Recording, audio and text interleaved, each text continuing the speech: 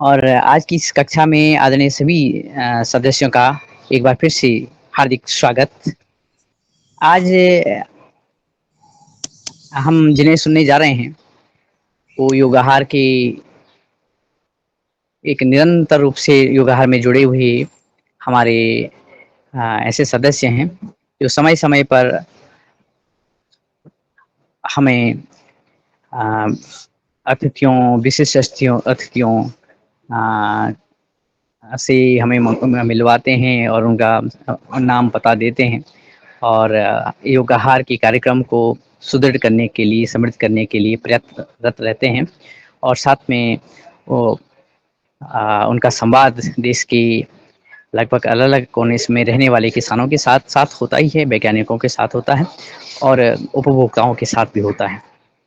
ऐसे ही हमारे आज की मुख्य अतिथि आदरणीय डीडी शर्मा सर हैं। आप वरिष्ठ वैज्ञानिक हैं और मुख्य फार्म प्रबंधक हैं केवीके सोलन हिमाचल प्रदेश से और आपका जो ज्ञान है, आपका जो अनुभव है और आपकी जो शैली है, वो अनूठी है।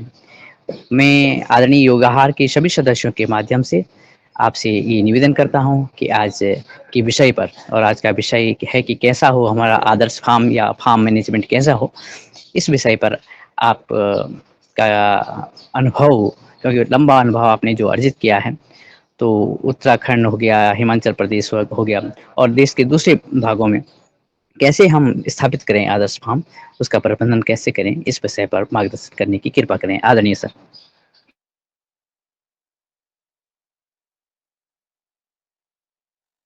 जी, आप म्यूट हैं सर अभी, अनम्यूट होइएगा।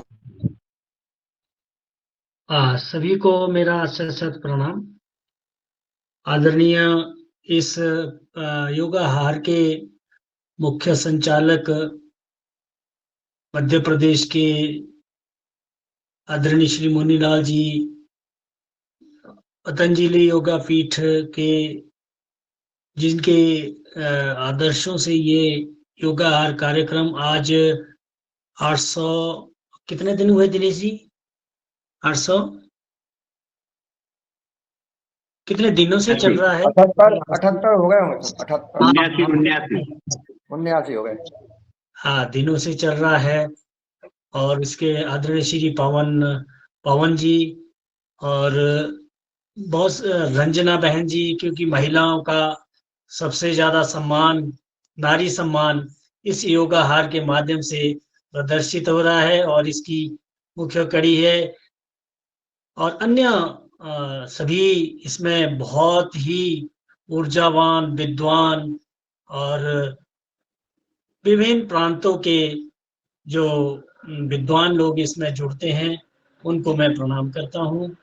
आज मुझे बहुत ही हर्ष हो रहा है कि मुझे आज मुख्य अतिथि के स्वरूप में आपने मुझे आमंत्रित किया है।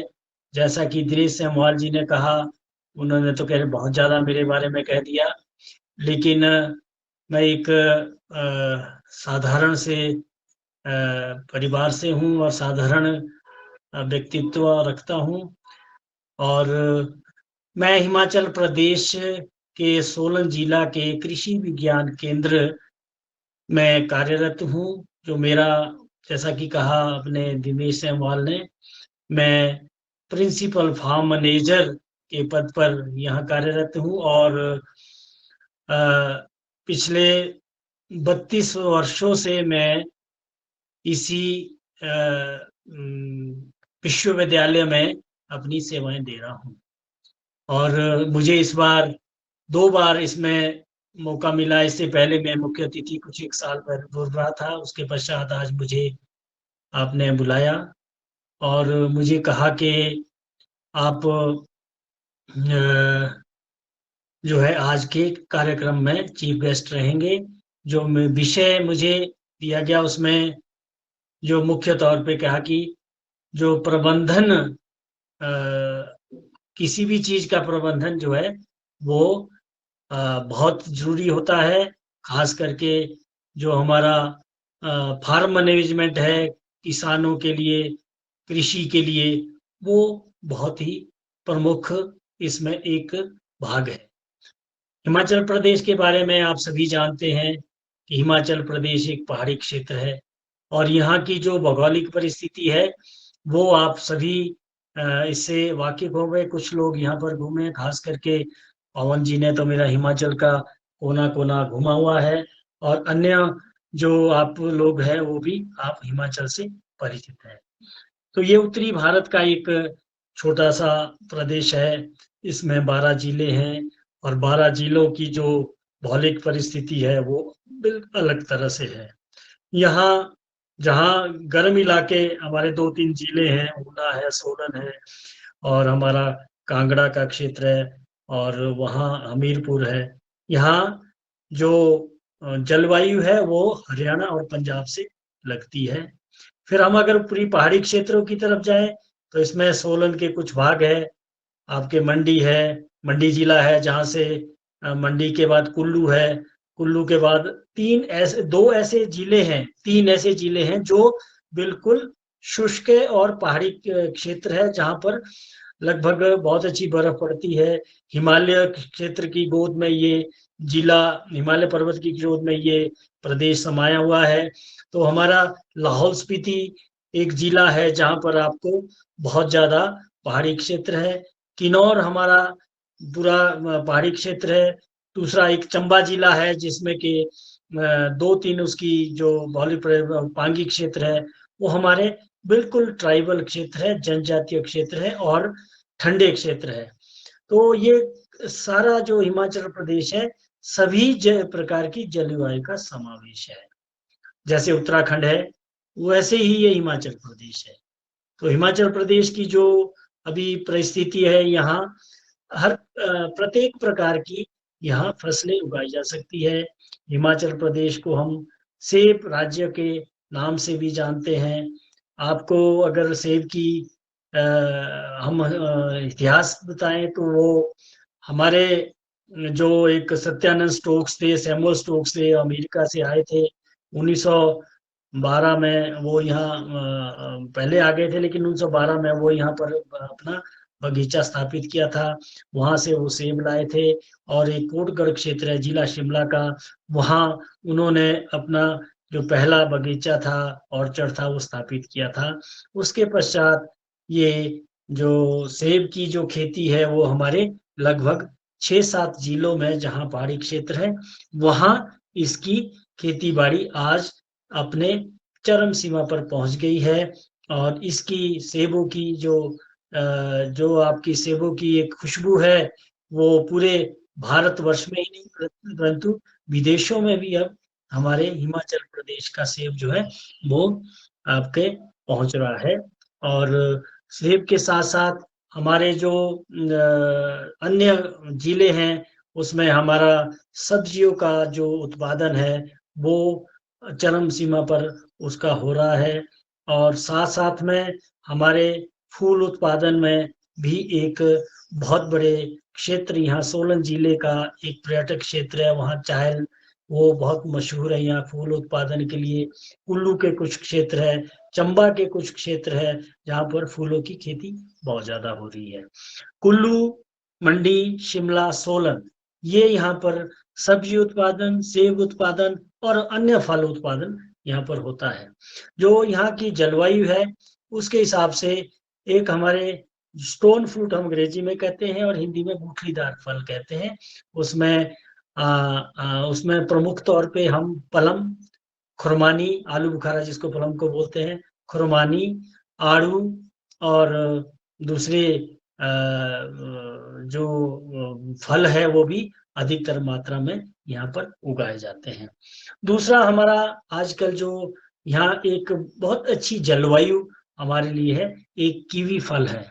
कीवी फल उत्पादन यहाँ पिछले 20-25 सालों से यहाँ हिमाचल प्रदेश में उगाया जा रहा है। कीवी जो ये फल है ये बहुत ही पौष्टिक है, इसमें विटामिन की मात्रा बहुत ज्यादा होती है। जब डॉक्टर जो है डेंगू का बुखार हो या कैंसर के पेशेंट को जिनकी प्लेटलेट्स कम होती है, वो कीवी के फल को अगर खाता है तो उसका आपको प्लेटलेट्स का फायदा होता है। डेंगू के बुखार के दौरान भी अब कीवी फल, मैं अभी आपको इसकी कीवी के फल कौन सा होता है आप सभी जानते होंगे, लेकिन जिन्होंने नहीं देखा है तो मैं इसको आपको कीवी के फल दिखाता हूँ। ये हमारा कीवी का फल है, ये आजकल बिल्कुल तैयार हो गया है। और इसमें जो इसमें जो किसान जो है इसको उगा करके लगभग 250 से 300 रुपए प्रति किलो के हिसाब से ये हमारी दिल्ली की मंडी में हमें इसके दाम अच्छे मिल रहे हैं। इस बार किसानों ने जो इस कीवी का आपका व्यापार किया है उससे बहुत अच्छी जो फसल आमदनी प्राप्त की है। ये देखिए आपका इसमें एक एलिसन किस्म है जो प्रचुर मात्रा में जिसमें विटामिन सी होता है, आप देख रहे हैं ये कीवी का फल है। और ये हमें कच्चा इसको कच्चा तोड़ा जाता है और 10-15 दिन में जब आप इसको गर्म जगह में रखते हैं, जब ये नरम हो जाता है तो इसको छिलका उतार के इसको हम इसका हम सेवन करते हैं। और प्रचुर मात्रा में इसमें तत्वों की भरमार है और खास करके जो बीमार लोग हैं इसमें बहुत ज्यादा इसका जो सेवन हम करते हैं। तो ये आप के लिए ये बहुत अच्छा पौष्टिक है और किसानों के लिए ये बहुत अच्छी फसल ये है। और ये इसका जो उत्पादन है वो जैसे आपके मैदानी क्षेत्रों में अंगूर का पौधा होता है, वैसा ही इसका पौधा भी बेलदार पौधा है और इसको हमें सपोर्ट देने की जरूरत पड़ती है। तो इसमें एक पौधे से 5 साल के बाद फसल आती है और एक पौधे से लगभग 1 से 1.5 कुंटल के तक इसमें उत्पादन होता है। ये सौंफ बहुत ज्यादा अच्छा फल है। और दूसरे जो मैदानी हमारे जो निचले क्षेत्र है, तराई के क्षेत्र है, वहाँ हमारे जो है किसान मिश्रित खेती करते हैं। तो जो आजकल ज्वलंत हिमाचल प्रदेश या उत्तरी भारत की जो समस्या है या आपके मैदानी क्षेत्रों में जो समस्या है, वो समस्या हमारी आ गई है कि हमारे जो सॉइल का जो मिट्टी का जो मिट्टी की जो गुणवत्ता है उसमें बहुत ज्यादा प्रदूषण आ गया है। ये सबसे बड़ी समस्या है। 2 दिन पहले आप लोगों ने एक योगाहार जो आपकी यात्रा थी, तो आदरणीय श्री पावन जी आपके मध्य प्रदेश में आए थे, अटारी में आए थे और उन्होंने 2-3 दिन आप आदरणीय श्री मुनीलाल और अन्य लोगों ने जो आपने बहुत अच्छा कार्यक्रम किया है उसके लिए आपको मैं साधुवाद मुबारकबाद देता हूं। और आपने जो अवेयरनेस जो कार्यक्रम चलाया था विभिन्न क्षेत्रों में कॉलेज के स्टूडेंट्स स्कूल के स्टूडेंट्स के साथ आपने जो इंटरेक्शन की, वो एक बहुत ही बड़ा आपने काम किया है। और अब हम विषय की तरफ आते हैं। जो हमारा आज का जो मेरा विषय है वो है प्रबंधन। प्रबंधन एक बहुत बड़ी जो हमारी खेती बाड़ी में है, चाहे वो जैविक खेती है, चाहे वो दूसरी खेती बाड़ी है, और आपका बगीचा प्रबंधन है, या आपकी सब्जी उत्पादन प्रबंधन है, या फिर फूलों की खेती का प्रबंधन है, या फिर आपकी दूसरी लाइफ स्टॉक मैनेजमेंट है। अगर ये फार्म मैनेजमेंट की जो प्रक्रिया है अगर सही ढंग से हम अपनी योजनाएं बनाएं तो हम एक किसान अपनी फसल के लिए अपनी योजना के आधार पे उसकी अपनी अगर ढंग से वो अपनी जो हमारी साइंटिफिक जो तरीके हैं उसको अपनाएं तो हमें अवश्य ही जो समस्याएं हमारी खेती बाड़ी में आ रही है, सबसे ज्यादा अगर हम फार्म मैनेजमेंट को अपनाते हैं तो हम जो है अपनी कामयाबी किसानों को जरूर मिलती है। सबसे पहले अगर हम बात करें, अगर हमने कोई बगीचा लगाना है या हमने कोई सब्जी उत्पादन करना है तो हमें कौन कौन सी ऐसी जो विधियां हैं जिसको हमें शुरू में अपनाना है। अगर उदाहरण हम दें, अगर हमने एक ऑर्चर्ड लगाना है, या आम का बगीचा लगाना है, अमरूद का बगीचा लगाना है, या सेब का बगीचा लगाना है, तो उसके लिए हमें सबसे पहले हमें जो हमारा जो एक बेसिक मेथड है, वो सबसे पहले हमें भूमि का चुनाव करना होता है। तो भूमि के चुनाव के लिए हमें कैसी भूमि हमें बगीचे के लिए चाहिए, वो हमें सबसे पहले हमें इसकी योजना बनानी है। अब हमारे पास तो जमीन तो बहुत कम है, हम जो जमीन हमारे पास उपलब्ध है उसी जमीन का हम सदुपयोग कर सकते हैं। अब हमें जो आजकल सबसे ज्यादा समस्या मिश्रित खेती का चल रहा है, उसमें हम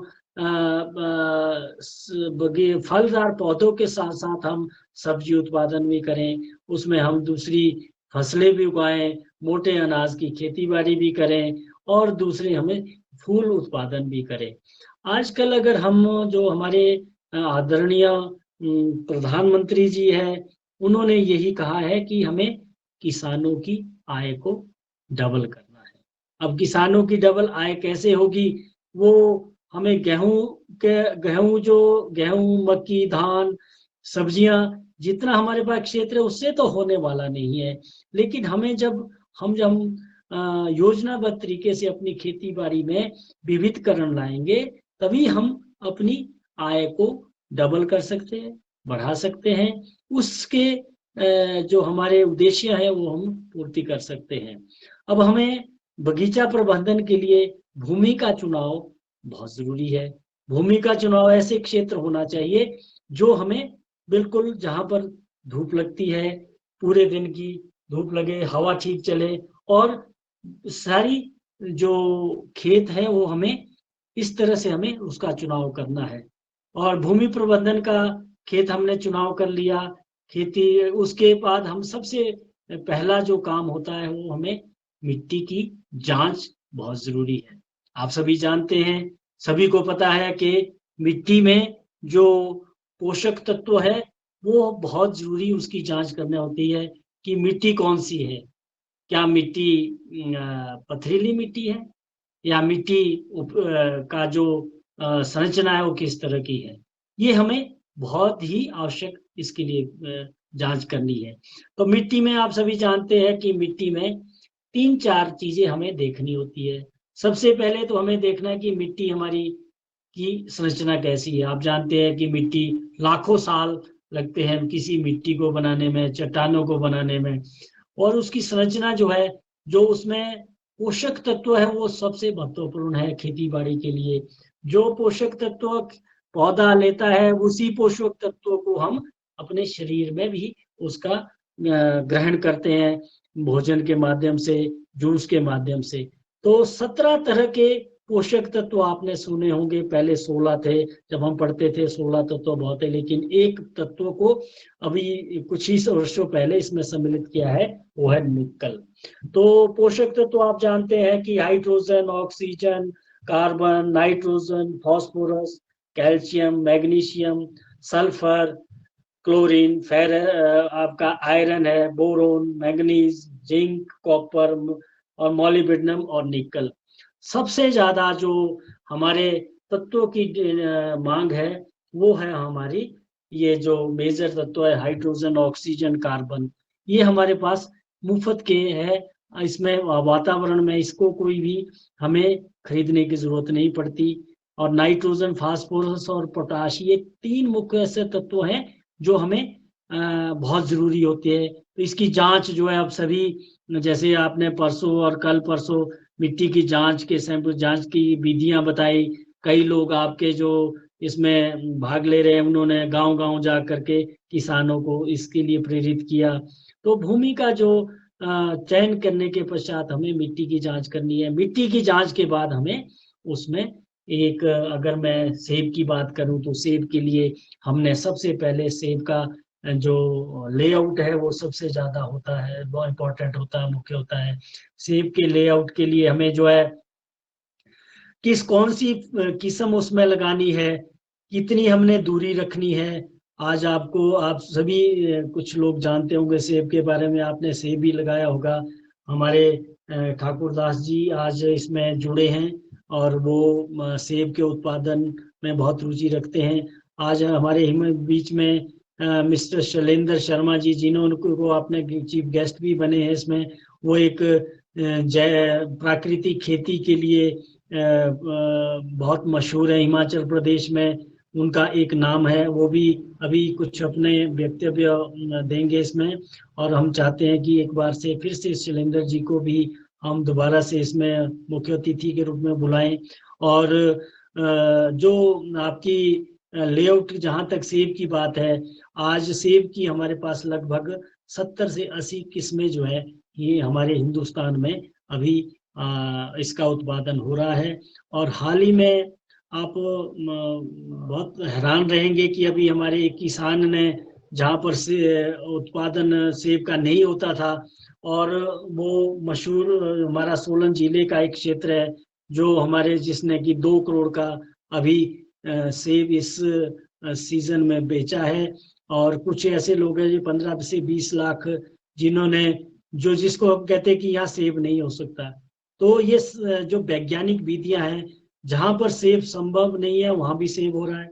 आपके मध्य प्रदेश में सेब हो रहा है, आपके बेंगलोर में सेब हो रहा है, पूरे उत्तरी जो दक्षिणी भारत है हमारे, ऐसी 3 किस्में आपको पहले भी कई वक्ताओं ने कहा है, 3-4 किस्में हैं जो मैदानी क्षेत्रों में जिसका सेब हो सकता है। तो हमारे जो आजकल जो लेटेस्ट विधि है वो हमारी लेआउट है। तो लेआउट जब हम नई किस्मों का करेंगे, उसमें हम 3 फुट और 4 फुट का लेआउट करना होता है। जिस प्रकार से हम अपनी जो बिल्डिंग के लिए भी लेआउट करते हैं, उसी प्रकार से हमें इस आधार पर करना होता है कि हमें पूरी उसमें जो पौधा जो रोपण करेंगे, पौधा लगाएंगे, जो फलदार जब शुरू हो जाता है तो उसके पश्चात जो है उसमें पूरी हवा धूप, जो आपको सभी जानते हैं कि हमारा जो पौधे का जो किचन है, रसोई है, वो कहाँ भोजन बनता है, वो हमारा पत्ता है। तो किसी भी फल का या पौधे का जो पत्ता है वो हमारा रसोई का काम करता है। वो कैसे करता है, वो आप सभी जानते हैं कि सूर्य की किरणों से और जो हमारी हवा है उसके आधार पर जो हमारा पत्ती का हरापन है, उसमें हम क्लोरोफिल के जो फोटोसिंथेसिस होता है, हम भूमि से तत्वों को पानी के माध्यम से वहां तक पौधा पहुंचाता है, पानी और तत्व, और जो हमारा सूर्य की किरणें हैं और वो जो हमारे पास हवा है, इसके माध्यम से हमें भोजन का जो संचार है, भोजन का जो उत्पादन है, वो हमें पत्तों में मिलता है। पत्तों से भोजन की संरचना करके वो फिर वापिस हमें फलों में जाता है, टहनियों में जाता है और जड़ों में जाता है। तो हमारा उद्देश्य ये है कि जो हम पौधा जब लगाएं उसका लेआउट उस हिसाब से करें कि सूर्य की किरणें जो है हमें सुबह से शाम तक उन पौधों तक उपलब्ध रहे। ये हमारे लिए बहुत ही ज्यादा है, इसका मैनेजमेंट हमें करना है। हमें जो भी अगर आम के पौधे लगाने हैं, आपके अमरूद के पौधे लगाने हैं, वो किस्मों के हिसाब से उसका लेआउट इस तरह से होता है। फिर उसके पश्चात हमें एक चीज देखनी है कि अगर हमें जो बगीचा लगाना है उसमें 10% जो भूमि है हमें वो रास्तों के लिए छोड़नी होती है, 10% भूमि। फिर हमें ये देखना है जब तक फल पौधों में नहीं लगा तो हमें उसके लिए दूसरी फसलें उसमें लगाना बहुत जरूरी है। हमें 20% क्षेत्र जो है अपनी भूमि का, हमें दाल, जितनी भी दलहनी फसलें हैं वो हमें उसके लिए हमें 20% भूमि को रखना है, वो बहुत जरूरी है। अगर 80% हम धान लगा रहे हैं, गेहूं लगा रहे हैं, तो हमें दालों की जो फसलें हैं वो हर फसल के साथ उसका समायोजन करना है, उसका उत्पादन करना है। हम क्योंकि जो हमारी जो दलहनी फसलें हैं उनके अगर हम बीज देखें तो वो 2 डाइकोटिलिडोन 2 दाने में बनते हैं, वो दलहनी फसलें हैं। और उसकी जो खासियत है वो हमें जो हमारी वातावरण की नाइट्रोजन 78% जो हमारी नाइट्रोजन है उसको पौधा डायरेक्टली नहीं ले सकता। तो वो जो हमारी ये दालों वाली फसलें हैं, दलहनी फसलें जिसको हम लेग्यूमिनस क्रॉप बोलते हैं, ये एक ऐसी फैमिली है जो वातावरण की नाइट्रोजन को भूमि में संरचित करती है।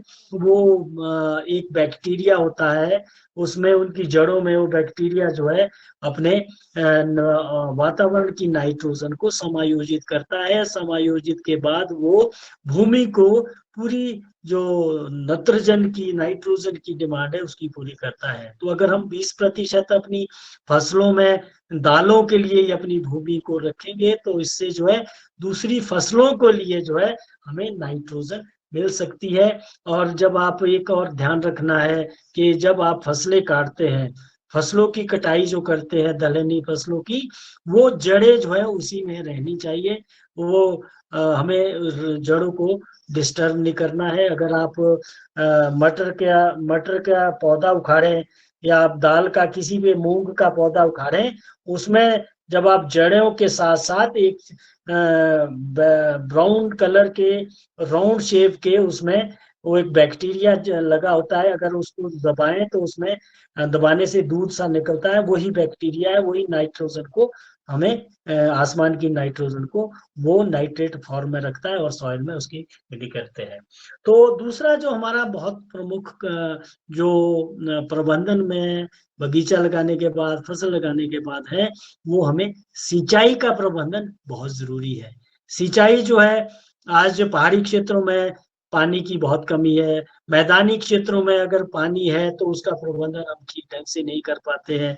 पौधा अपनी जो पानी की जो आवश्यकता है वो उसकी आवश्यकता के अनुसार ही हमें सिंचाई का प्रबंधन करना है। आजकल जो ड्रिप इरिगेशन सिस्टम है उसके माध्यम से हम सिंचाई का प्रबंधन कर सकते हैं। जहाँ फ्लड इरिगेशन की जरूरत है, फ्लड का जरूरत तो आप सभी जानते हैं, इसमें कोई ज्यादा बोलने वाली जरूरत नहीं है। फिर हमें बहुत जरूरी देखना है कि हमें जब हम मिट्टी का टेस्ट करेंगे उसमें कौन कौन सी कमियां पाई जाती है। गोबर हमारा बहुत ज्यादा सबसे प्रमुख खाद है। हम अब प्राकृतिक खेती में हम कहते हैं कि गोबर ज्यादा नहीं डालना, जैविक जीवामृत डालना है, उसी के माध्यम से हमें उसमें जो माइक्रोब्स है जो उसमें सारे हैं उसके उसके बढ़ावे के लिए हमें जो है जो आपका जीवामृत है, बहुत सारे इसमें 2 सालों से इसके बारे में बहुत मुख्य अतिथियों ने इसके बारे में बहुत विस्तृत प्रकार से जो है अपने लेक्चर दिए हैं। आप सभी आज बहुत ही ज्यादा इसके बारे में जागरूक हो रहे हैं। अब हमें फिर उसके हिसाब से हमें क्या जैविक खेती कर रहे हैं, क्या हम प्राकृतिक खेती कर रहे हैं, इसके अलग अलग हमें मैनेजमेंट देखनी है। अगर हम प्राकृतिक खेती की बात करें तो हम उसमें जैविक विधि को नहीं मानते। ये अलग अलग चीजें विषय हैं, इस विषय के बारे में बहुत ज्यादा आगे हमें योजनाएं बनाने की जरूरत है। तो हम खास तौर पे हिमाचल प्रदेश में जो कार्य चल रहा है वो प्राकृतिक खेती का चल रहा है। जैविक विधि अलग चीज है और आपकी प्राकृतिक अलग चीज है। जो जैविक विधि है उसमें हमें 3-4 चीजों का ध्यान रखना है। सबसे पहले हमें जो बीजामृत है, जीवामृत है, घन जीवामृत है, ये उत्पाद जो हम बनाते हैं, ये इसके लिए जो है हमें जितनी प्रकार की विधियां आपको बताई गई वो सब जानते हैं कि गोबर, गौमूत्र और दूसरा जो उसमें जो माइक्रोब्स को बढ़ाने के लिए हम उसमें जो मिट्टी डालते हैं और दूसरे जो आपके बेसन डालते हैं, वो पिछले हफ्ते भी किसी व्यक्ति उसमें चीफ गेस्ट ने बताया था इसके बारे में, उसमें जाने की जरूरत में सभी आप जानते हैं। तो ये योजनाबद्ध तरीके से ये कार्यक्रम जो है हमें खेती बाड़ी में लाने की जरूरत है। अगर हम सिद्धांतों की बात करें तो सिद्धांत सबसे बड़ा चीज है कि हमें 4 चीजें जो है प्राकृतिक खेती में अपनानी पड़ती है।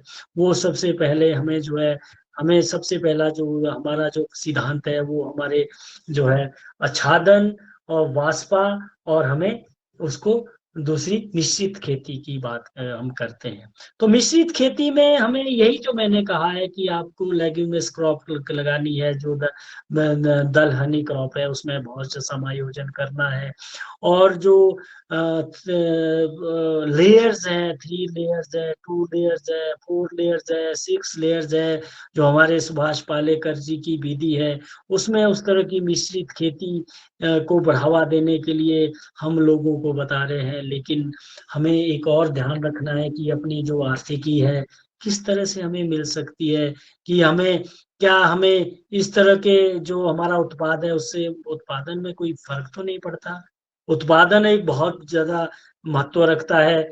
अगर प्रति हेक्टेयर हम बात करें, जो उत्पादन हमारे हिमाचल प्रदेश में सेब उत्पादन हो रहा है, आज वो अगर 2.5 करोड़ का एक किसान जो है, अभी अभी हाल ही में उसने सेब बेचा है, तो वो उसके लिए भी एक बहुत ज्यादा उसको मैनेजमेंट की जरूरत पड़ी है। तो वो हमारे कई तरह के कार्यक्रम अब हिमाचल प्रदेश में चल रहे हैं, और हमारा जो उद्देश्य है वो एक किसानों को अधिक से अधिक हमें वैज्ञानिक तरीके को, चाहे वो किसी क्षेत्र में है, उनको बताना है।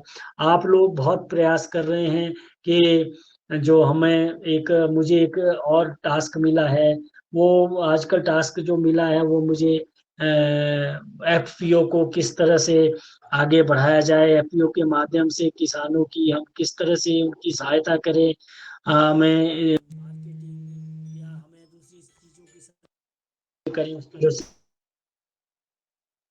हमें जो है बहुत आवश्यकता है। आज किसानों को जोड़ने की कोई भी कार्यक्रम अगर हम कर रहे हैं, चाहे हम मौन पालन कर रहे हैं, मशरूम उत्पादन कर रहे हैं, डेयरी का काम कर रहे हैं, जैसे शरद वर्मा जी अपना इन्होंने प्रोडक्शन उसकी सिलाई वो कर रहे हैं, अपना खाद तैयार कर रहे हैं, भोजन इसके लिए, गायों के लिए या पशुधन के लिए, ये बहुत बड़ा काम कर रहे हैं। तो समय समय पर हमें कृषि विज्ञान केंद्र के माध्यम से जो है हम किसानों तक पहुंच रहे हैं। हर जिले में कृषि विज्ञान केंद्र जो है एक बहुत छोटा सा यूनिट है, लेकिन जिला बहुत बड़ा है। हम तो ये कहेंगे कि एक ब्लॉक स्तर पे हमें इस तरह के कृषि विज्ञान केंद्र अगर हमारे देश में या हमारे भारतवर्ष में ये स्थापित हो सके, तो ये एक सबसे बड़ा साधन है। सारे जो भारत सरकार के कृषि मंत्रालय के प्राइम मिनिस्टर ऑफिस के जो भी कार्यक्रम है वो कृषि विज्ञान केंद्र के माध्यम से किसानों तक आज पहुंचाने की जरूरत है, और पहुंचाए भी जा रहे हैं। तो आगे ये जो परिस्थितियां हैं ये बहुत ज्यादा है। इसके लिए अगर हम सही प्रबंधन सही समय पे करेंगे, तभी हमें खेती बाड़ी से हमें उत्पाद का सही दाम मिलेगा। आज अगर समस्या है तो वो मार्केटिंग की है। मार्केटिंग हमारे इसका प्रबंधन भी हमें बहुत ही मुख्य रूप से हो सकता। ये हमारे जो 10,000 एफपीओ हमारे इंडिया में जो हमारे ये जो प्राइम मिनिस्टर की एक ड्रीम प्रोजेक्ट है, इसके माध्यम से हम पूरे भारतवर्ष के जो हमारे 80 करोड़ जो परिवार है वो इससे खेती बाड़ी से जुड़े हैं, उनको जोड़ना है। छोटे छोटे मझौले किसान जो है वो एफपीओ जो फार्मर प्रोड्यूसर ऑर्गेनाइजेशन, कई बार इसके बारे में भी योगा हर में कार्यक्रम चल रहे हैं, इसमें कई लोगों ने इसके बारे में कहा है। तो मैं जो है स्वयं 2 एफपीओ यहाँ उसके कार्यक्रम चला रहा हूँ। एक हमारे 2 ब्लॉक में है, उसमें एक एफपीओ में 204 मेंबर है, दूसरे एफपीओ में जो है हमारे 150 जो मेंबर है, किसान मेंबर है, वो उनको किस तरह की खेती बाड़ी में ये फार्मर प्रोड्यूसर ऑर्गेनाइजेशन काम कर सकता है, और उसमें हम कार्य चला रहे हैं। और पूरे भारतवर्ष में जो ये एफपीओ का जो एक योजना चल रही है, इसमें अगर काम करने की जरूरत है तो पतंजलि योग फीट के माध्यम से भी बहुत सारे कार्यक्रम चले हैं। इसमें जरूरत है किसानों को जागरूक करने की, लेकिन इसके लिए जो प्लेटफॉर्म तैयार हुई है, वो अभी किसानों को इतनी जागरूकता इसमें नहीं मिल रही है। हमारे जो अभी प्राकृतिक खेती के लिए जो एफपीओ बने हैं, एक यहाँ हरियाणा में पानीपत में एक एफपीओ ने अभी काम किया है। पूरा उस एफपीओ को 2-3 राज्यों में उन्होंने अपनी जो उत्पाद है वो मार्केटिंग के माध्यम से वो इसमें कई तरह के उत्पाद हैं, खादें हैं, और उन खादों को जो है किसानों तक पहुंचा रहे हैं। खाद कौन सी है? नेचुरल खाद है। इसके बारे में अभी हमारे बीच में शैलेंद्र जी जुड़े हैं, और वो इस एफपीओ से जुड़े हैं जो हमारे हिमाचल प्रदेश और हरियाणा के एफपीओ को इन्होंने जो अपने इनके उत्पाद है उसको मैं 10 मिनट के लिए मैं श्री शैलेंद्र शर्मा जी से निवेदन करूंगा कि वो कौन से किस तरह के उत्पाद इस संस्था जो चला रही है, वो अगर मेरी आवाज उन तक पहुंच रही है तो मैं उनसे निवेदन करूंगा कि शैलेंद्र शर्मा जी, इस जो आप कार्यक्रम आजकल कर रहे हैं, अभी हाल ही में इन्होंने कृषि विश्वविद्यालय पालमपुर में अभी इन्होंने एक ट्रेनिंग अटेंड की है, और उसमें ये चीफ गेस्ट भी थे। ये जो पूरा प्राकृतिक खेती के ऊपर 14 दिन का कोर्स था, और वो मैं निवेदन करूंगा श्री शैलेंद्र शर्मा जी से कि वो उपस्थित महानुभावों को इस एफपीओ के जो प्रोड्यूस है उसके बारे में अवगत कराएं। किस तरह की इसकी संरचना है, कौन कौन से इसके काम है, किन फसलों में इसका अधिक उपयोग हो रहा है। शैलेंद्र शर्मा जी से निवेदन करूंगा कि वो इसके बारे में बताएं। शैलेंद्र जी, हेलो। अभी मेरे ख्याल से शैलेंद्र जी को तक। हाँ शैलेंद्र जी, हाँ म्यूट है शैलेंद्र जी। चलो, जितनी देर में शैलेंद्र जी आते हैं हम आगे आगे इसके बारे में अभी जो हमारी विस्तृत परिचर्चा चल रही है। तो सबसे पहले हमें जो खेती बाड़ी में अपने स्वरूप को वर्तमान स्वरूप को बदलने की जरूरत है, वो हमें विविधकरण का बहुत ही ज्यादा महत्व है। अब हमें जो आजकल परंपरागत खेती चल रही है उसमें उसमें जो अगर बदलाव की जरूरत है तो हमें फसलों में विविधकरण है, फल उत्पादन में भी विविधीकरण की जरूरत है। हमारे जो से हिमाचल प्रदेश में वर्तमान स्थिति है उसमें सेब उत्पादन में भी बहुत सारी समस्याएं आ रही है। अब किसानों ने, जो बागवान है हमारे, उन्होंने दूसरी फसलों को उसके साथ जोड़ने की कोशिश की है। जैसे हमारी चेरी है, चेरी आपने सुना होगा, ये ऐसा फल है जो पहाड़ी जहाँ बर्फ पड़ती है वहां होता है। दूसरे हमारे जो अभी मैंने जिसमें पहले आपको कहा था कि गुठलीदार फल, जिसमें कि खुरमानी, आड़ू, पलम, दूसरी चीजें। अब मेरे ख्याल से शैलेंद्र जी अपना वक्तव्य देंगे। मैं शैलेंद्र जी से निवेदन करता हूं कि आप जुड़ें और उपस्थित लोगों को इस उत्पादों के बारे में बताएं जो ये प्राकृतिक खेती के लिए बहुत ही महत्वपूर्ण है। आदरणीय श्री शैलेंद्र जी। डॉक्टर साहब नमस्कार जी। नमस्कार। और सभी जो योग आहार में पार्टिसिपेट कर रहे हैं उन्हीं को, सभी को भी मेरा नमस्कार। डॉक्टर साहब धन्यवाद, आपने मुझे मौका दिया आज। तो आप जो एफपीओ की बात कर रहे थे, तो ये हमारा एफपीओ है, Bharat organic farmer producers company. ये पानीपत में हमारा ऑफिस है, और चरखी दादरी हरियाणा में हम ये और देसी मन्योर तैयार कर रहे हैं। तो काफ़ी अच्छी एफपीओ है ये।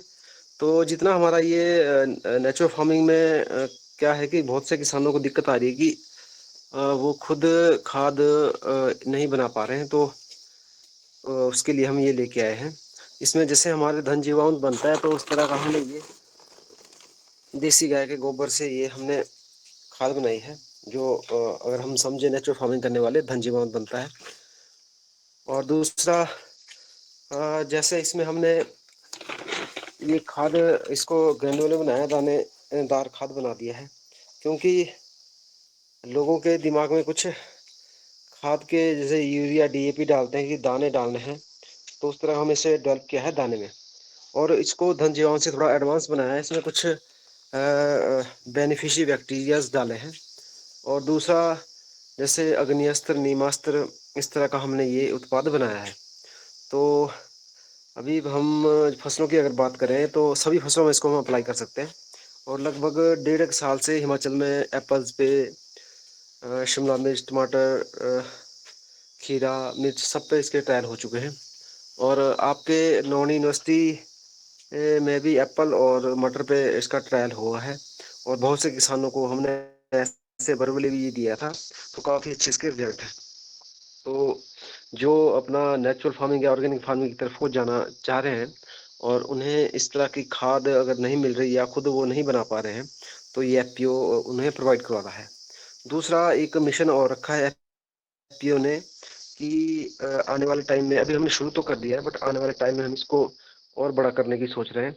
अगर आप लोगों का सभी का सहयोग हो जाए, हम जिन लोगों को अपना खाद दवाई दे रहे हैं उनसे उनका प्रोड्यूस बाई बैक भी ले रहे हैं। उसके लिए हमने पानीपत में एक अभी जो शुरुआत की है, डेली नेचुरल मार्ट के नाम से हमने एक आउटलेट खोला है, जहां हम छोटे छोटे एफपीओ से जो प्रोसेसिंग करके कुछ का आइटम बना रहे हैं, या उनकी डायरेक्ट सब्जियां होगी, फ्रूट्स हो गए, वो वहाँ बेचने का प्रयास कर रहे हैं। तो अगर ये एफपीओ जिस तरह से काम कर रहा है, इस तरह से आगे अगर काम करता रहा, तो हमारी ये कोशिश है कि हम पूरे इंडिया में इस तरह के छोटे छोटे आउटलेट्स खोलें। तो ये तो एक एफपीओ की अचीवमेंट्स हैं। और एक जो एफपीओ काम कर रहा है कि हमें इस भूमि को जहर मुक्त बनाना है, और जो आपकी थाली है उसको शुद्ध करना है। तो एक प्रयास हो रहा है।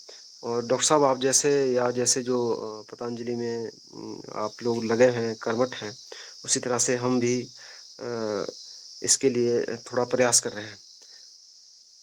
धन्यवाद। अगर कुछ फसलों के बारे में डॉक्टर साहब बताना है, टेक्निक जो आप बोल रहे थे ड्रिप, उसके बारे में कुछ बताना है, तो वो भी मैं बता सकता हूँ।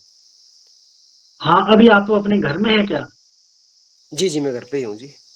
हाँ, तो आजकल आपके कौन सी फसल चल रही है अभी यहाँ अपने पॉली हाउस में, जो अभी आपने चल रहा है?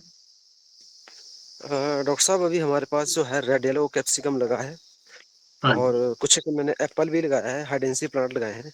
लास्ट ईयर हम्म। लगाया था फरवरी में, ये इटली से हमने लाया था, तो वो भी मैं आपको दिखाता हूँ। हाँ, वो भी दिखा दीजिए। बस डॉक्टर साहब, जो आप टेक्निक की बात कर रहे हैं, तो हाँ जी। ये आज के टाइम में हमारे को टेक्निक की तरफ तो जाना पड़ेगा। हाँ, ये ये जो मेरा ये संसाधन है, ये संसाधन भंडार है अपना यहाँ पे, ये साधन तो संसाधन भंडार नेचुरल, बना रखे हैं, हिमाचल के किसानों को दे रखे हैं जी। तो ये संसाधन भंडार से ही सारा जो ये बना रहे जीवामृत, बना रहे घन जीवामृत, इन्होंने इसको हाईटेक किया है। इसके बारे में आप शैलेंद्र जी लोगों को बताएं। पहले भी एक बार इन्होंने बताया था कि किस तरह से ये कार्य चल रहा है, इसको आप दोबारा से विस्तृत जानकारी दें इसके बारे में। संसाधन भंडार से कैसे कैसे ये उत्पाद आप खेतों तक पहुंचाते हैं, इसके बारे में बताएं। डॉक्टर साहब क्या है कि जैसे नेचुरल फार्मिंग हम कर रहे हैं, तो लोगों का थोड़ा सा ये है कि इसमें लेबर थोड़ी ज्यादा लगती है। और शुरू में मुझे भी ऐसा लगा, लेकिन मैंने कुछ एक देसी जुगाड़ ऐसे की कि इसको बिल्कुल आसान कर दिया, और लगभग अकेले ही इसको एक आदमी ऑपरेट कर लेता है। तो यहाँ ये हमने संसाधन भंडार के नीचे पहले तो टैंक बना दिया, और टैंक के ऊपर हमने पूरा स्ट्रक्चर खड़ा करके, गौशाला के बिल्कुल नजदीक, इसमें ये सिंचाई के लिए इस तरह से, और ये जो आप ये पाइप देख रहे हैं, सक्शन पाइप, ये ये जाएगा। और उसके बाद हमने फिर एक देसी जुगाड़ और बनाया है। अभी एक्चुअली इसमें कल जीवाणु डाल दिया, ड्रम खाली है, तो ये इसमें ड्रम में टूटी लगा के जीवाणु बना के हम यहाँ से टूटी खोल के, और ये खाली, ये देखो थोड़ा आ रहा है इसमें, तो ये सीधा टैंक में जाता है और टैंक से सीधा अपने खेतों में डाल देते हैं। और ये इतना अच्छा डेवलप किया है कि इससे गौशाला से गोमूत्र आपके बिल्कुल संसाधन भंडार में आता है और ये कहीं भी गोमूत्र इकट्ठा करने की जरूरत नहीं, नेचुरली ये यहाँ आता है। तब यहीं से हम ये स्प्रे के माध्यम से और ड्रिप के माध्यम से आसानी से हम ये जैसे यहाँ ये पंप है तो ये को ये हम ड्रिप के माध्यम से खेतों में। ये देखो आप मेरे संसाधन भंडार के नजदीक जहाँ मैं धन जीवाणु बनाता हूँ, एक कद्दू लगाए। ये कद्दू का साइज देख सकते हैं, बहुत जबरदस्त साइज है, काफी बड़ी बेल हो गई है। ये यहाँ धन जीवाणु पड़ा है, इसके साथ ये बेल लगी है। तो इस तरह को इससे अगर किसान बहुत कम पैसा खर्च करके इस तरह का ये जुगाड़ बना सकते हैं। ये आपके ही नौनी से हम रोजमेरी के प्लांट लाए थे। ये रोजमेरी प्लांट हमने लगाया है क्योंकि हम जो आपके वहाँ सिग्नल की प्रॉब्लम है आपके ना। हाँ जी, यहाँ थोड़ा सिग्नल की प्रॉब्लम है, थोड़ा मैं आगे जा रहा हूँ। ये देखिए आप भी मैंने हाई डेंसिटी प्लांट लगाया है एप्पल, लास्ट स्टेज में बताया था आपको।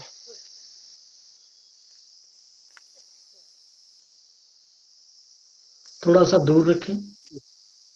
ये पॉली हाउस में ही अंदर था? नहीं, पॉली हाउस के बाहर के एरिया में एप्पल लगाया। ये मैंने आपको दिखती जुगाड़। हाँ, बाहर है ये, पॉली हाउस के बाहर है ये। हाँ जी, एप्पल के प्लांट लगे हैं ये। हाँ बिल्कुल ठीक है। हाई डेंसिटी प्लांट है ये, और ये इसके लिए ऊपर जो नेट नोट स्ट्रक्चर पूरा, क्योंकि ये सेल्फ स्टैंड नहीं है तो इसमें पूरा ये वायर वूर लगाया है। हाँ जी, थोड़ा सा तो एक ये जो जगह स्ट्रक्चर, रखें, थोड़ा सा एक जगह रखें, इसमें हेजीनेस आ रही है। हाँ बस, हाँ इस तरह से। अंदर शिमला मिर्च लगी है आपके? हाँ जी शिमला मिर्च लगी है। अभी आपके नौनी में ट्रेनिंग चल रही थी साइंटिस्ट की, तो वो भी यहाँ आए थे एक हफ्ता पहले। हाँ जी, हाँ जी। और दूसरा जो है पालमपुर था, तो वहाँ मैं गया था पालमपुर, जो जिसका आपने जिक्र किया अभी।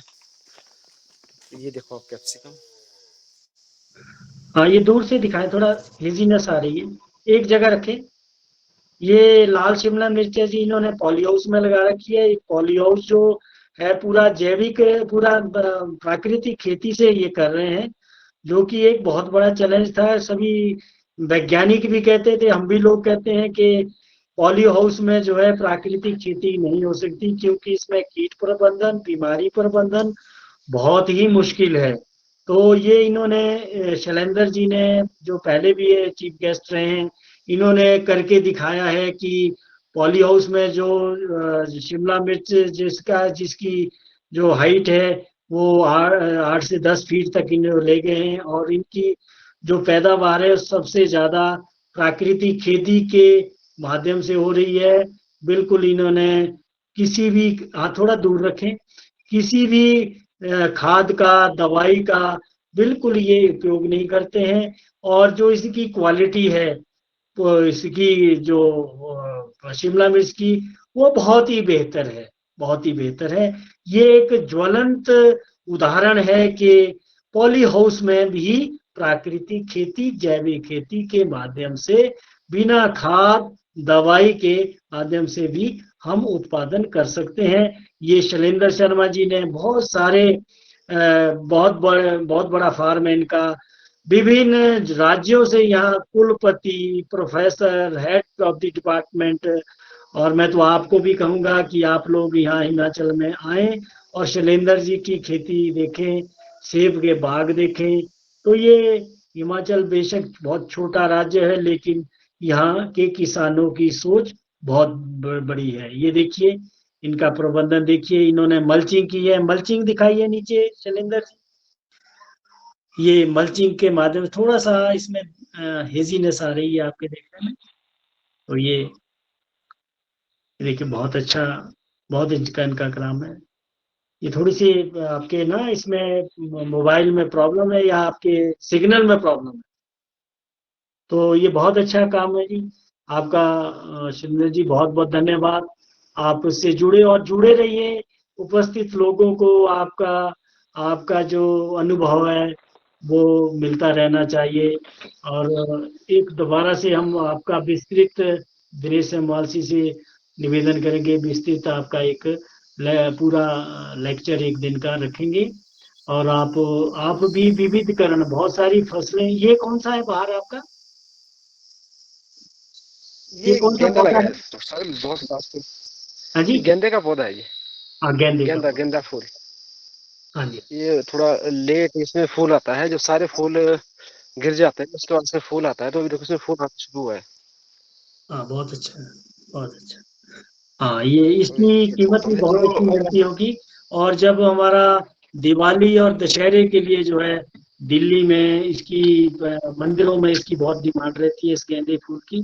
तो ये भी उत्पादन हो रहा है, मतलब मिश्रित खेती के माध्यम से ही किसान अपनी आय को दुगनी कर सकता है। आज का जो विषय है, ज्वलंत विषय है, अगर उसको करना है तो वो मिश्रित खेती से करना पड़ेगा, उसको मौन पालन करना पड़ेगा, उसको दूसरे जो आपके खेती बाड़ी के व्यवसाय है वो 4-5 प्रकार के अगर वो व्यवसाय करेगा, तभी उसकी जो आमदनी है वो दुगनी हो सकती है।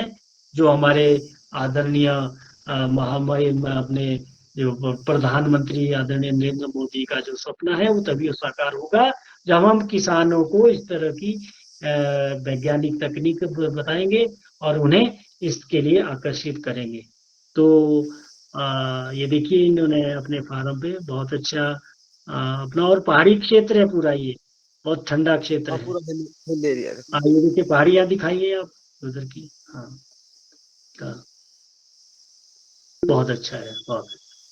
और ये ऐसे किसान हैं जो दिन रात अपनी मेहनत कश किसान हैं, और साथ साथ में इन्होंने बहुत सारे जो एफपीओ के साथ जुड़े हैं, दूसरे किसानों को भी ये लाभ पहुंचाते हैं। आजकल हमने देखा है कि एक किसान दूसरे किसानों को अपने तकनीक के बारे में बताने में वो गुरेज करता है।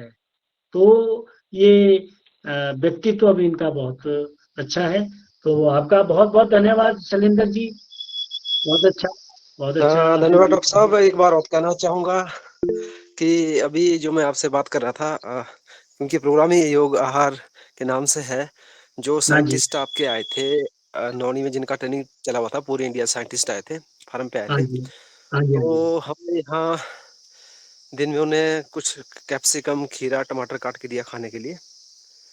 तो उसमें से एक डॉक्टर साहब बोलते हैं कि जब भी मैं सब्जी खाती हूँ तो मुझे मेडिसिन लेनी पड़ती है, लेकिन जो आपकी हमने ये सब्जी खाई, उन्होंने खूब खाया, तो जब सब्जी आपकी खाई तो उसके बाद मुझे मेडिसिन लेने की जरूरत नहीं पड़ी। तो कहीं ना कहीं ये प्राकृतिक खेती, ऑर्गेनिक खेती, हमारे योग आहार, जो ये बीमारियां बढ़ रही हैं उसके लिए बहुत ज़्यादा ऐसे हमें मेहनत करने की जरूरत है कि हमारी ये बीमारियां कम हो। जो ये छोटे छोटे बच्चों का अटैक पड़ रहा है, किसी को शुगर है, किसी को हार्ट की प्रॉब्लम है, तो ये सिर्फ सिर्फ एक माध्यम है कि हम अपना जो केमिकल यूज कर रहे हैं इसको बिल्कुल बंद कर दें। बंद कर लें। ठीक है, ठीक है, धन्यवाद जी शैलेंद्र जी, धन्यवाद। Thank you, thank you, okay, ठीक है डॉक्टर साहब, धन्यवाद, धन्यवाद, सभी को धन्यवाद। Thank you, thank you. तो आज के इस कार्यक्रम को आगे बढ़ाते हुए मुझे बहुत ही धन्यवाद करना है सभी लोगों का कि आज उपस्थित रहे, जो लोग उपस्थित रहे और उन्होंने मेरे इस वक्तव्य को सुना, शैलेंद्र जी के प्रोग्राम को सुना। मैं धन्यवादी हूँ आप सभी का कि आज मुझे सुनने का, आपको मेरे वक्तव्य सुनने का अवसर मुझे दिया गया आप लोगों के माध्यम से। और सभी योगाहार के जो इसके प्रबंधक हैं उनको एक बार फिर से मैं यही कहूंगा कि किसी भी योजना के लिए हमें प्रबंधन की बहुत जरूरत है। आप अपने जीवन का प्रबंधन ढंग से करेंगे तो आपका जीवन होगा, परिवार में सब प्रबंधन ढंग से होगा तो वो परिवार अच्छा होगा। और अगर आप खेती बाड़ी में, तो प्रबंधन के बिना कोई भी कार्यक्रम हमें सक्सेसफुल नहीं होता है। आज का मेरा वक्तव्य इतना ही है। सभी को एक बार फिर से साधुवाद, प्रणाम, आपका बहुत बहुत धन्यवाद जिन्होंने आप इसमें आज भाग लिया है। और इसमें आप लोगों को यही मेरा सुजेशन रहेगा कि इसमें ज़्यादा से ज़्यादा लोगों को जोड़ा जाए, और सारे, जिससे कि हमें जो हमारी कम्युनिटी है, फार्मर कम्युनिटी एज ए, उसको हम जो है कुछ ना कुछ अपना योगदान दे सके। अपनी जो आपकी योग्यता है, उस योग्यता के माध्यम से किसानों तक जो हमारा जो प्रयास रहना चाहिए, जो किसान अंतिम पंक्ति पे खड़ा है, उसके लिए हमें मैनेजमेंट करना है कि वो किस तरह से वो आपकी राह देख रहा है, वैज्ञानिकों की राह देख रहा है, सरकार को देख रहा है कि मुझे क्या मिले। जो किसान अंतिम पंक्ति में खड़ा है, वो उन तक पहुंचने के लिए हमें मैनेजमेंट करना है, प्रबंधन करना है, योजनाएं बनानी है। ये मेरा आपसे यही आग्रह है। धन्यवाद। जय योगहार, जय पतंजलि, जय भारत। नमस्ते।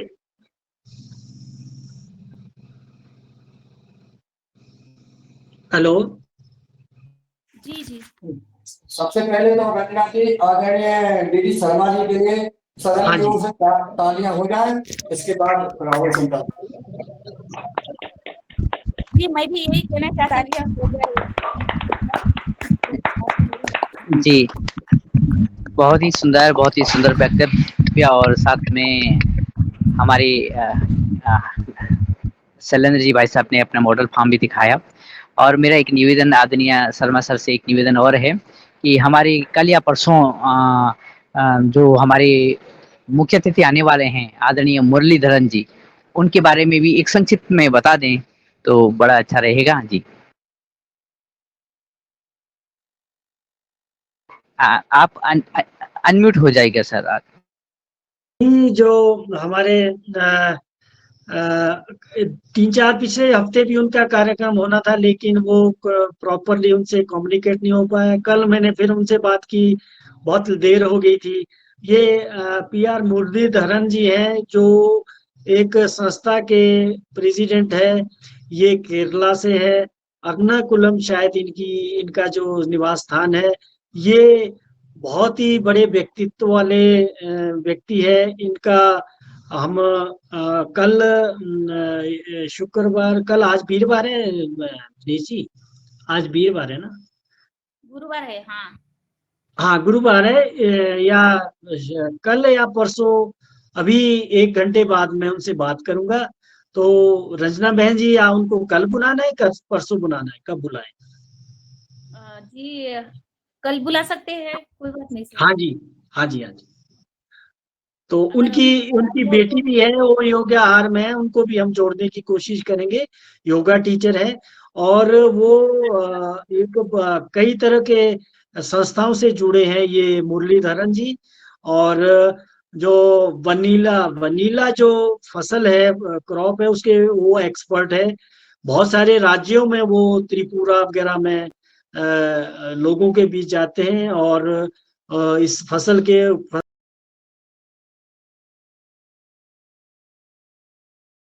व्यवस्था आपस में बनाए। पहले व्यवस्था हम आपस में बनाने का प्रयास करते हैं, उसमें कुछ ट्रायल होगा, कुछ हम सीखेंगे, कुछ हमारी उसमें अनुभव होंगे, और उसके आधार पर उसका विस्तारीकरण करने के लिए हम बात कर सकते हैं। तो ये आज का टेक अवे रहा, बहुत सुंदर हमारा रहा। मेरी भी जो यात्रा रही है उसके संस्मरण इतने शानदार हैं कि उसको सुनाने के लिए मुझे लगता है कि मुझे एक दिन अलग से समय लगेगा, क्योंकि हमें उसके बारे में चर्चा भी करनी चर्चा हमें करनी है कि वहां से जो हमने सीखा उसके बाद अब क्या होने वाला है।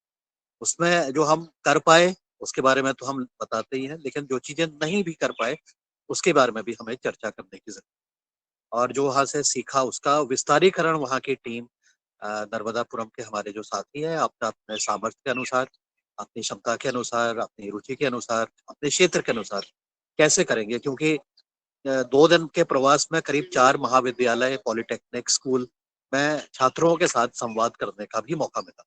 और मुझे लगता है कि ये एक बहुत बड़ी अपॉर्चुनिटी है, एक बहुत बड़ा वो है। पावरखेड़ा का जो कॉलेज है, वहाँ पर भी जा करके वहाँ के जो फैकल्टी है और स्टाफ से भी और बाकी छात्रों से भी संवाद करने का मौका मिला। तो मुझे लगता है कि ये बहुत बड़ी शक्ति जनरेट हो सकती है कि इस तरह से अगर हम सोचें और उनको भी अपना सहयोगी, साथी, हितभागी और अपना कोलैबोरेटर बनाएं छात्रों के विशेष रूप से, और उनके साथ जो फैकल्टी है या स्टूडेंट्स के जो स्टाफ है उनके साथ मिल करके हम करें। तो इस पर हम एक दिन अलग से चर्चा करेंगे। आज का दिन मैं काफ़ी हमारी चर्चा हुई है, इसके लिए बहुत सुंदर आज की यात्रा, आज का दिन बहुत सुंदर रहा है। बहुत सारे प्रश्न भी होंगे। मैं अपनी वाणी को विराम देता हूँ। कल शाम में सकुशल हरिद्वार शाम को पहुँच गया था। नर्मदापुरम के मेरे सभी साथियों को मैं हृदय से प्रणाम करता हूँ, आपके आतिथ्य के लिए, सत्कार के लिए, प्रेम के लिए, और जो भी हमें मिला सीखने के लिए, उसके लिए आपका बहुत बहुत धन्यवाद। नमस्कार, प्रणाम। एक्सचेंज ऑफ आपने आइडिया कहा है, बहुत अच्छी कही है। जो 14 जुलाई को हम वहाँ दिल्ली में जो भारत मंडपम में हमने मैंने राष्ट्रीय सम्मेलन में भाग लिया था, उसमें एक संस्था आई थी, उसमें ONDC ऑनलाइन जो मार्केटिंग की कनेक्टिविटी जोड़ेगा। तो हमारा FPO का एक जो मेन उद्देश्य, अभी तो इसकी स्थापना हो रही है, अब इसमें अवेयरनेस आ रही है। आने वाले समय में एक FPO को दूसरे FPO से, एक FPO को 100 FPO से जोड़ना है। अगर साउथ का FPO कोई जैसे आपका महाराष्ट्र का एक FPO मिला था जिसमें कि 5000 किसान उसमें जुड़े थे। मिस्टर मुकुंद लाल जी उसके CEO है, और वो मेरे से जुड़े थे। मुझे उन्होंने कैप भी एक भेंट की थी, वहां महाराष्ट्र की कैप मैंने मांगी, तो उन्होंने कहा कि है। तो वो किशमिश तैयार कर रहे हैं। अगर किशमिश को वो मार्केटिंग एक FPO से दूसरे FPO को भेजेंगे, तो उसमें जो है एक बहुत बड़ा हमारा नेटवर्किंग, मार्केटिंग नेटवर्किंग जुड़ेगा। आने वाले समय में गवर्नमेंट ऑफ इंडिया का ये की है कि जितने FPO हम बनाएंगे, अगर वो मार्केटिंग में इंटरेस्ट ले रहे हैं, उत्तरी भारत के FPO की जो मार्केटिंग हो वो साउथ भारत के FPO को जाएगी, साउथ के नॉर्थ ईस्ट को, सारे को जोड़ने की एक योजना है। ये डॉक्टर हमारे पवन जी ने जो कहा है वो बहुत अच्छा दिया है कि हम एक्सचेंज ऑफ मार्केटिंग जो है, consumer to consumer direct marketing जो कर सकते हैं। आने वाले समय में इसकी बहुत डिमांड है। मैं आशा कर सकता हूं कि ये हमारा जो प्रयास है, सरकार का प्रयास है, जरूर सफल होगा। ये मेरा वक्तव्य है। जी जी, बहुत सुंदर। आदरणीय पवन कुमार सर का मार्गदर्शन, और साथ में आदरणीय विधि शर्मा जी का, और आगे हमारे रोशन लाल जी, डॉक्टर रोशन लाल जी ने हैंड रेस किया है। साधारण जी, धन्यवाद बहन जी। निश्चित रूप से आज का जो योगाहार कार्यक्रम का जो हमारे योग गुरु थे, उन्होंने बहुत अच्छा योग कराया, और आज के हमारे chief guest doctor DD Sharma साहब, आप निश्चित रूप से आपने जो जानकारी दी है, और आप जो योगाहार परिवार से लगातार जुड़े हैं, तो ये सौभाग्य है हमारा। मेरा सौभाग्य रहा है कि मैं सोलन 3-4 बार जा चुका हूँ। मैंने वहाँ 2 विंटर स्कूल भी किए हैं, और अभी पिछला जो KVK का नेशनल कॉन्फ्रेंस था उसमें भी हम लोग गए थे। तो निश्चित रूप से आप जो हमें उसके होस्ट ऑर्गेनाइजर थे सर, डॉक्टर साहब, आपने यहाँ सोलन में इन्वाइट किया, हम ही उसके ऑर्गेनाइजर थे, आपको पता है। तो ये बहुत सफलतम कार्यक्रम था उस समय का। अशोक ठाकुर साहब वगैरह हमारे मित्र हैं आपके, जो वहाँ के हैं। तो बहुत अच्छा आप लोगों का कार्यक्रम था, और आपने बहुत अच्छा किया था। डॉक्टर साहब, मेरा एक प्रश्न आपसे है, और एक प्रश्न शैलेंद्र सिंह जी से है। डॉक्टर साहब, जो हरमन 99 है, उसके अलावा क्या कोई और वैरायटी हमारे जो मध्य प्रदेश के क्षेत्रों के लिए, हमारे किसान भाइयों के लिए उपयुक्त है? और दूसरा शैलेंद्र सिंह जी से प्रश्न था कि ये जो उन्होंने युवामृत को उपयोग किया है, युवामृत को ड्रिप में हमारे किसान ने भी यहाँ ट्राई किया था। उन्होंने मतलब उसको ड्रिप में, तो जो इनलाइन में जब वो उसको ले जाते हैं, छान के वो करके जब ले जाते हैं, तो ड्रिप में चोकिंग होती है। तो क्या कोई तरीका उन्होंने ऐसा कुछ लोकल टेक्निक कोई निकाली हो, तो हमारे किसान भाई भी उसके साथ ले सकते हैं, ऐसा मेरा मानना था। ये 2 प्रश्न थे मेरे। जी डॉक्टर साहब। हाँ, ये जो आपने सेब की किस्म की बात की, हरिमन 99, उनका भी हमने योगाहार में प्रोग्राम सुना था, उनको भी जोड़ा गया था, उन्होंने पूरी विस्तृत की जानकारी दी थी। इसमें अभी तक इजराइल की कुछ ऐसी वैरायटी है जो कुछ एक विश्वविद्यालय जो आपके गर्म है या साउथ के है या नॉर्थ के है, उन्होंने इसको दूसरे देशों से जो वैरायटियां शायद मंगवाई है। लेकिन वर्तमान में हमारे पास 3 ही किस्में हैं। ये एक अन्ना है और दूसरी डॉर्सेट गोल्डन है। अन्ना और डॉर्सेट गोल्डन को अगर कॉम्बिनेशन में लगाएंगे आप, क्योंकि सेब ऐसा है जो पॉलिनेशन मांगता है, दूसरा पॉलिनाइजर इसकी जरूरत पड़ती है। तो सेब में जो अगर डॉर्सेट गोल्डन जो हमारी किस्म है, अन्ना के साथ अगर उसको लगाएंगे कॉम्बिनेशन में, तो निश्चित तौर पे वो आपको अच्छी फसल देगा। पर मेरा सबसे बड़ा ये है कि जो इसमें समस्या है वो प्रबंधन की है। जो आपका, जब मेरी बात, जो मेरा विषय है, अगर मैनेजमेंट आपका उस क्षेत्र में ठीक रहेगा, तो वो उस हिसाब से आपकी क्लाइमेट क्या कहती है, टेम्परेचर कितना रहता है, कितना टेम्परेचर जाता है। जब ज्यादा टेम्परेचर होता है तो क्या आप शेड नेट का इस्तेमाल करते हैं, उसका प्रबंधन बहुत जरूरी है, उसकी कटिंग बहुत जरूरी है। सेब में प्रूनिंग और ट्रेनिंग का बहुत बड़ा महत्व है। तो उन क्षेत्रों में जहाँ पर, उस क्षेत्र में जहाँ पर लगे हैं पौधे, कि उसकी वस्तु स्थिति क्या है वो हमें जानने की जरूरत है। तो अन्ना और डॉर्सेट गोल्डन, ये 2 वैरायटियां और है हरिमन 99 के साथ। तो हम इसको उपलब्ध करवा सकते हैं, अगर आप चाहेंगे तो हम भेज सकते हैं। जी अब जी डॉक्टर साहब, डॉक्टर आप साहब, कहाँ कार्यरत हैं? मैं मध्य प्रदेश में कृषि विज्ञान केंद्र बालाघाट है, ये महाराष्ट्र से बालाघाट। जुड़ा हुआ है, छत्तीसगढ़। जी जी जी। तो वहाँ जो है आप फार्म पे अपना ट्रायल करें, किसानों को कभी करें। हम आपको कोशिश कर सकते हैं कि हम 10-10 पौधे इन तीनों किस्मों के भेजें और अपने फार्म में आप इसका प्रदर्शन करें, और समय समय पर हम आपको उसके बारे में विस्तृत जानकारी देंगे कि इसमें अब क्या करना है, इसके बाद क्या करना है। वैसे तो आप खुद ही मैनेजमेंट अच्छा जानते हैं, लेकिन जो हमारी प्रैक्टिकल जो हमारी एक्सपीरियंस है, उस एक्सपीरियंस को हम आपके साथ शेयर करेंगे। तो तभी आगे किसान लगाएं इसको, अदरवाइज तो हम तो ये कहते हैं कि जहाँ की फसल वहीं लगाए जाए, ये बात। जी बिल्कुल डॉक्टर साहब, ये तो बेसिक प्रिंसिपल है। फिर भी हम बिल्कुल। प्रयास करेंगे कि आपकी वैरायटी को वहां से मंगा के और यहाँ पे लगाएंगे। बिल्कुल डॉक्टर साहब, आपसे हाँ, संपर्क करूंगा। तो आप उसकी योजना में डॉक्टर साहब, हम आपको कोरियर के थ्रू पौधे भेजेंगे अभी दिसंबर जनवरी में। तो जितनी आपकी डिमांड होगी हम उसको भेजेंगे, और आप उसको लगाएं और किसानों को भी दिखाएं वो चीज। जी डॉक्टर साहब। ये हरियाणा में एक लाडवा है, लाडवा जगह है, वहां पर जी बहुत अच्छा इनका हरियाणा गवर्नमेंट का बगीचे हैं। वहां पर सेब भी है, नाशपाती भी है। वहां भी मैं आपका संपर्क कराऊंगा उनसे के साथ, वो मैं आपको भविष्य में ये रहता। बाकी जहां तक शैलेंद्र जी, आप ऑनलाइन है अभी? शैलेंद्र जी, हाँ, जो वो शैलेंद्र जी की मैं बात कहूँ आपको ना, जो ये जी जीवामृत और उसकी एप्लीकेशन की जो बात कर रहे थे ना जी, तो वो जी गौ जो आपका जो इन्होंने एक जुगाड़, देसी जुगाड़, हम हिंदुस्तानी बहुत मशहूर है उसमें। तो इन्होंने जो जुगाड़ किया है वो आपके जो आपका जो गौशाला से जो इन्होंने कनेक्टिविटी की है ना सर, वो जी जी वो गौशाला से गौमूत्र आ रहा है, डायरेक्ट उसमें स्टोर हो रहा है, उसको उसको बनाया जा रहा है। लेकिन जो एप्लीकेशन की बात है ना, वो ड्रिप के थ्रू नहीं दे रहे उसको, जीवामृत को, वो संभव अच्छा नहीं अच्छा। है। हाँ जी, जी हाँ जी। जी डॉक्टर साहब, तो वही हाँ, क्या, वो एक किसान प्रोडक्शन के लिए। ने किया था कि ड्रिप के थ्रू देने के लिए, तो वो थोड़ी चोकिंग की प्रॉब्लम आ रही, तो नहीं नहीं नहीं, मैं बोला उसमें कि नहीं, वो कह रहे हैं कि जो जहां से वो सोर्स है, गौमूत्र आ रहा है, वो डायरेक्ट जा रहा है। लेकिन वो फिल्ट्रेशन के बाद ही संभव है, अगर आपका उसमें आपको ड्रिप में डालना है वो चीज है सर। बिल्कुल बिल्कुल सर। जी सर, जी सर, जी वो है सर। मेरे ख्याल वो अभी आउट ऑफ रीच है। आपको मौका नहीं मिला था उनके उस टाइम जाने का, उनके फार्म पे जब? दूसरी जगह गए थे, हम दूसरी जगह गए थे कि 3-4 टीमें बना के अलग अलग जगह ले हाँ, गए थे, अलग तो अलग क्या नहीं। भेजा था हमने, 5-6 जगह जी भेजा था जी हमने, ये जी चीज डॉक्टर। करनी है। ठीक है जी, thank you, thank you, okay, नमस्कार। Thank you doctor.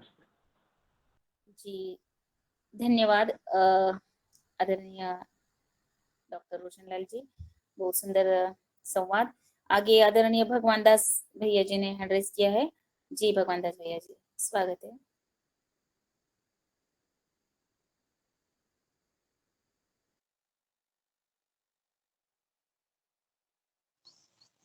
जी, आज की जानकारी बहुत अच्छी रही, और हैंडरेज तो मैंने हो गया होगा, वो जेब में रखा था फोन। बहुत मैं भी लगाने का इच्छुक हूँ।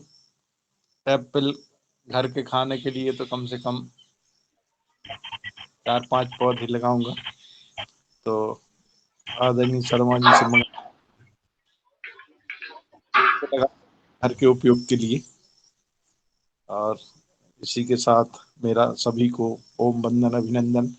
और अभी जो मौसम परिवर्तन चल रहा तो इसमें थोड़ा सावधानी बरतें सब लोग। गिलोय का काढ़ा पीते रहे, नहीं तो सबको सर्दी होने वाली है और बुखार आने वाला है। तो गिलोय का काढ़ा जरूर पिएं, तो उससे आप सर्दी बुखार से बचेंगे। और जिनको बुखार आ जाता है तो 2 गिलोय घनबट्टी खाली पेट 2 ज्वरनाशक बटी भोजन के बाद ले लें। अगर कुछ हरारत लग रही तो ले लें। तो आप को डॉक्टर के पास जाने की जरूरत नहीं पड़ेगी। और हमारी एक और बहुत अच्छी दवा बन गई है फीवोग्रेड। जैसे एलोपैथी गोली खाई और बुखार उतरा, ऐसे ही अपनी पतंजलि की फीवोग्रेड बना दी स्वामी जी ने। तो वो रखें तो आपको कहीं भटकने की जरूरत नहीं पड़ेगी। और अंग्रेजी दवाइयों के नुस्खा दोबारा नाम बचेंगे। बताएं भगवान दास जी, जी, दोबारा नाम बताएं। वीगो वीगो नाम बताएं फीवोग्रेड। दोबारा। जी जी, फीवोग्रेड आते हैं, फीवोग्रेड। अच्छा, ठीक। जी जी, फीवर के लिए फीवोग्रेड। ग्रेड का बहुत अच्छा स्वामी जी ने संतुलन किया है हर चीज के लिए। फीवोग्रेड अभी जैसे किसी को डेंगू हो गया, उसका वो प्लेटलेट घट जाता है तो प्लेटोग्रेड बना दी। जिसको वो कम है तो उससे प्लेटोग्रेड से उसके प्लेटलेट ठीक हो जाती है। तो आप लोग सब लोग स्वस्थ रहें और मस्त रहें, और ऐसा ही आगे कार्य हमारा बढ़ता रहे, और हम सब लोग अपने अपने घर में सेव फल लगा के सब लोग खाएं। मुझे दिसंबर में आप मेरा भगवान दास ओम जी वंदन अपना अभिनंदन। एड्रेस दीजिएगा, मैं आपके कोरियर कर दूंगा पौधों के। ठीक है, ओके। सर मेरा एक प्रश्न था, ये कीवी का फल अगर मैदान में लगाया जा सकता है या नहीं? हाँ जी, कीवी का फल मैदान में लगाया जा सकता है कि नहीं? नहीं अभी तो मैंने रजना बहन को कहा था, ये पहाड़ी क्षेत्रों में ये हो सकता है। 3500 से 6000 फीट के बीच में जहाँ की हाइट है समुद्र तल से, वहीं इसका खेती बाड़ी अभी तक संभव है। अभी आने वाले समय में क्या होता है तो ये मैं अभी तो भविष्य के घर में क्या छिपा है वो नहीं बता सकता, लेकिन ये मैदानी क्षेत्र में कीवी फल नहीं लग सकता अभी।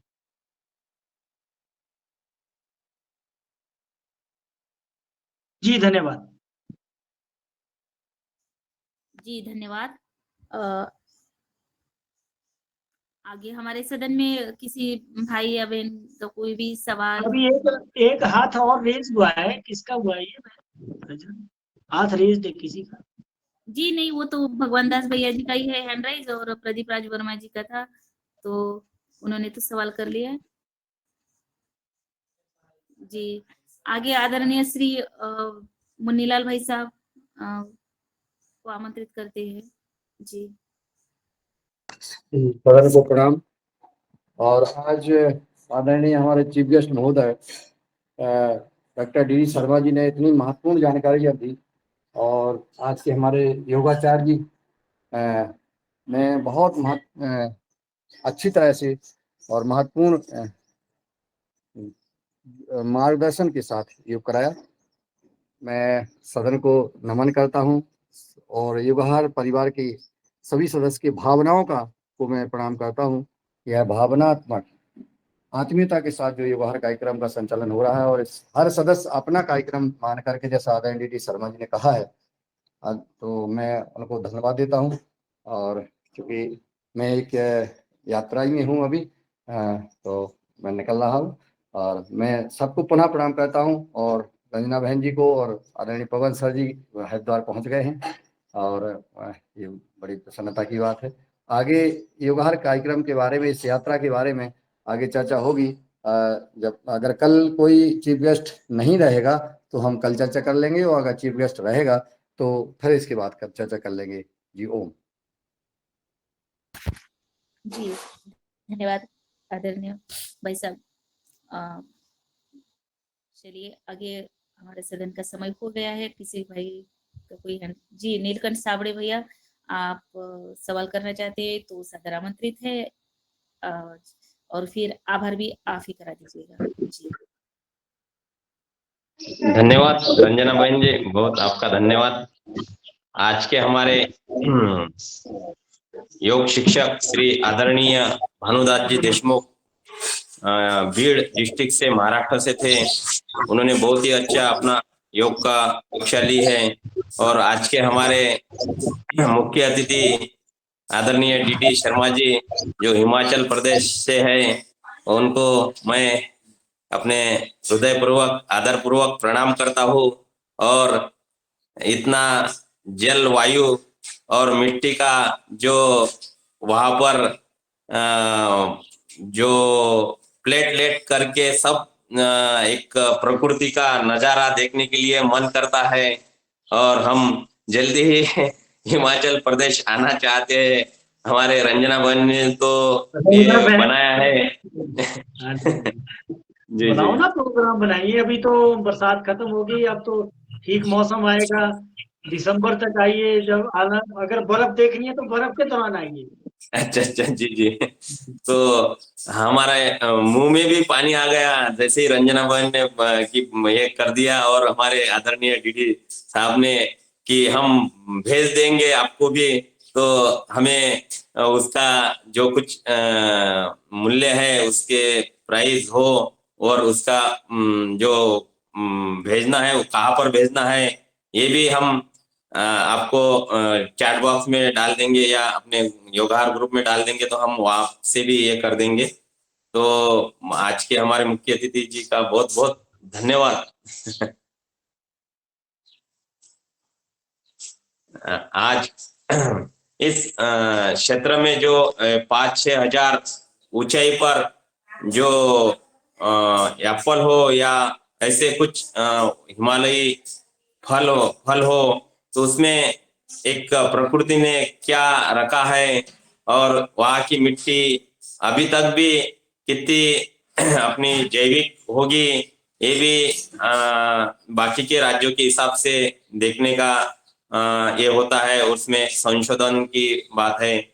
और जल, वायु ऐसे ही प्राकृतिक रूप से अच्छा रखना, ये सब आपका कर्तव्य होता है। इस योगाहार के माध्यम से ये बहुत अच्छा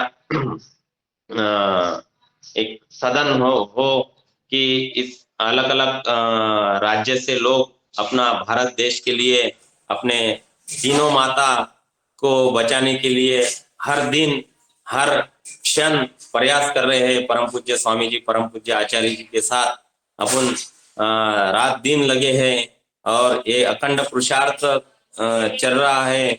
इस ज्ञान की गंगा में सब अलग अलग दिन में मार्गदर्शन मिलता है, ऐसा ही मार्गदर्शन मिलता रहे, यही हम ईश्वर से प्रार्थना करते हैं। और इस प्रकार आगे हम पतंजलि ऑर्गेनिक रिसर्च इंस्टीट्यूट के आदरणीय श्री पवन कुमार सर जी का, और आदरणीय मुन्नीलाल भाई जी, आदरणीय बहन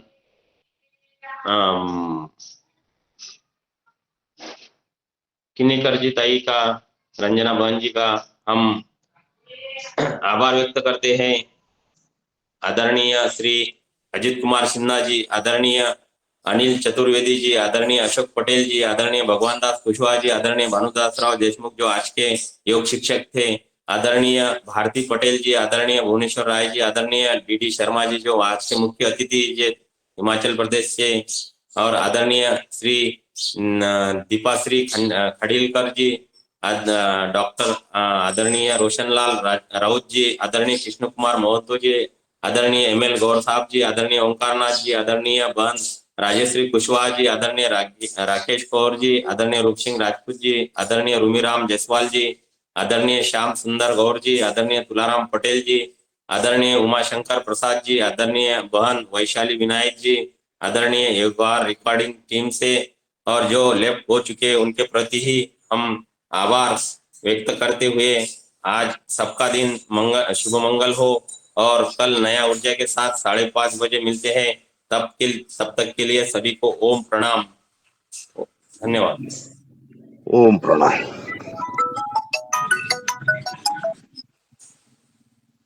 धन्यवाद आदरणीय छाबड़े भैया, आपका भी बहुत बहुत धन्यवाद। सुंदर जी ओम प्रणाम। ओम प्रणाम।